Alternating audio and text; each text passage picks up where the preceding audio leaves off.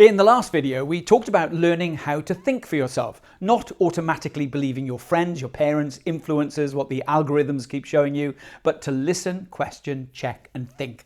Then decide for yourself.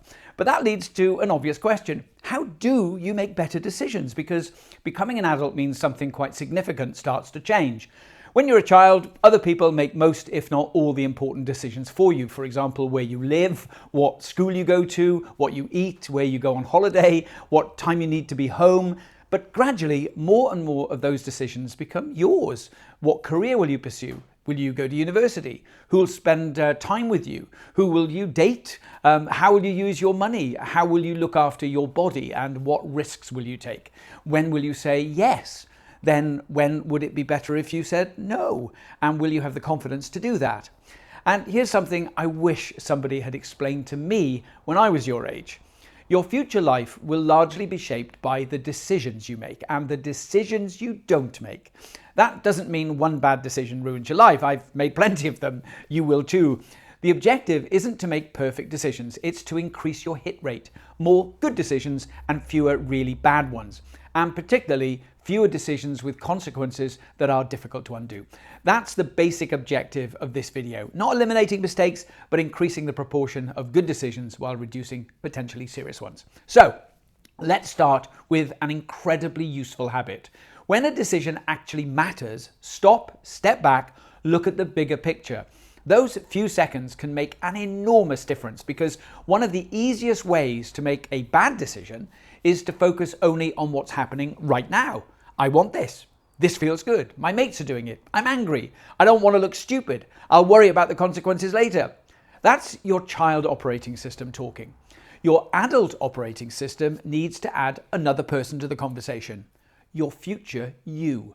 Ask, if I do this, how might I feel about it tomorrow or next month or next year?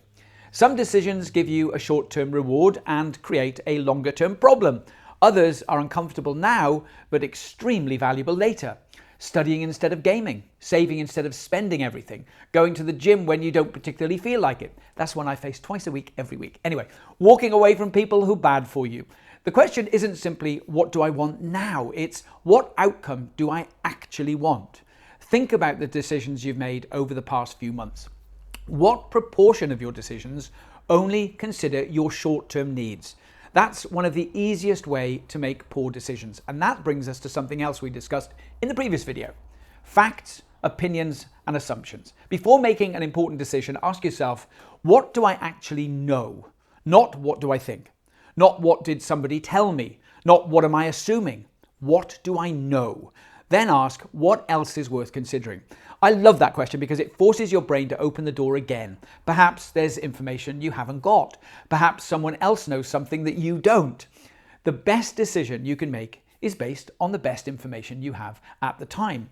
Sometimes you'll discover later that information was incomplete. That's life, unfortunately. But a good decision doesn't guarantee a good outcome either. You can make a sensible decision and still be unlucky.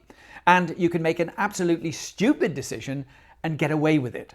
Don't confuse a lucky outcome with a good decision. If your mate drives home ridiculously fast and doesn't crash and says, "See, I told you it was fine." No, it wasn't a good decision. That was just a bad decision with a good outcome. That's a really important distinction. And risk is part of decision making too. Some people underestimate risk, others overestimate it so much they never do anything. Your job is to ask, what's the real risk here? Not the imagined risk, not what if somebody laughs at me, but also not it'll probably be fine.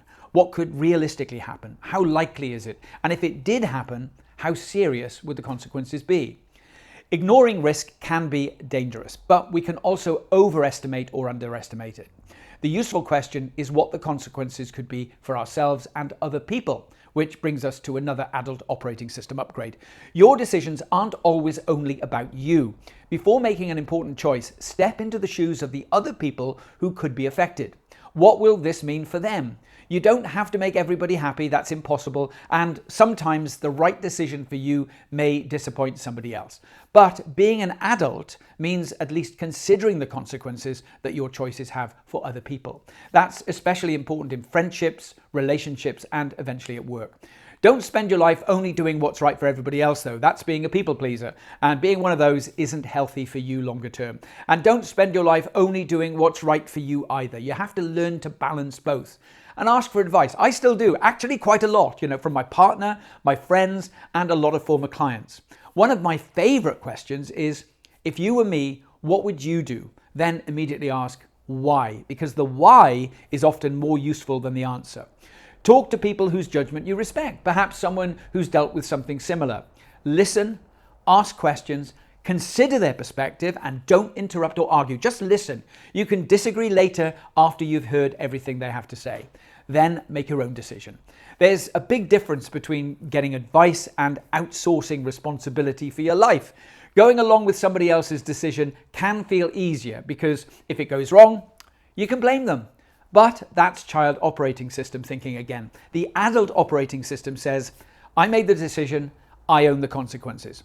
The sooner you start accepting responsibility for your choices, the more seriously you're likely to take them. Now, here's a ridiculously simple technique that has been around forever because it works. If you're genuinely stuck between two options, get a piece of paper, draw a line down the middle. On one side, write pros, on the other side, write cons. Write them down. Don't just think about them. There's something surprisingly useful about seeing your thoughts in black and white. But here's where I'd improve the traditional pros and cons list.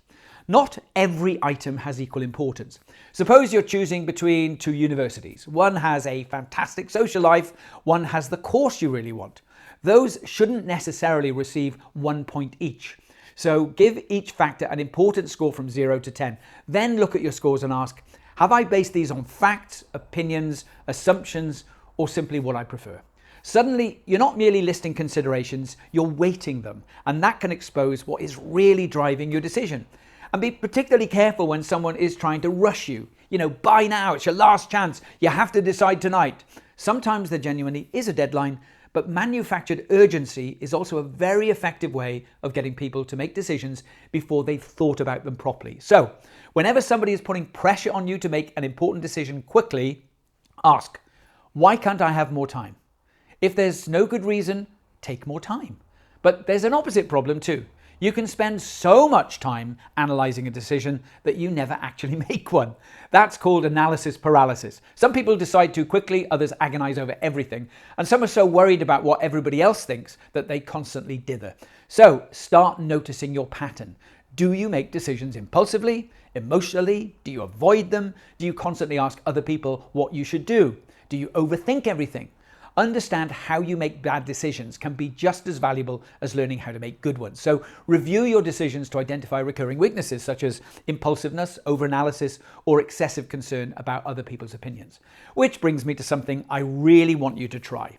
Review some of your decisions afterwards. Not obsessively, just become curious. What worked well? Why? That went badly? What did I miss? Was that actually a bad decision or just a bad outcome? Was I tired? Was I angry? Was I trying to impress somebody? Did I ignore something because I didn't want it to be true maybe? Over time, you'll start learning something extremely valuable. How you make decisions, and you'll improve your hit rate. There's one final thing. Sometimes not making a decision is a decision. You don't apply, you don't ask, you don't leave, you don't say no. You keep putting something off, and circumstances eventually make the decision for you. Sometimes waiting is sensible, but sometimes indecision costs you more than making an imperfect choice. So when something needs deciding, decide to decide. You won't always get it right. Welcome to being an adult. But whatever happens, take personal responsibility for it. Learn from what happens, which will update your adult operating system. Because your life won't be shaped by one enormous decision. It'll be shaped by thousands of them. Some will be important, some will be tiny, some you won't even remember making. And that's where something fascinating starts to happen. Make the same kind of decision repeatedly, and eventually you stop consciously deciding at all. The behavior becomes automatic. It becomes a habit. And that's what we're going to look at in the next video. How to build better habits and make some of your better decisions automatic. If this video and others on my channel are helpful, please like, subscribe, and share with your friends. See you in the next video.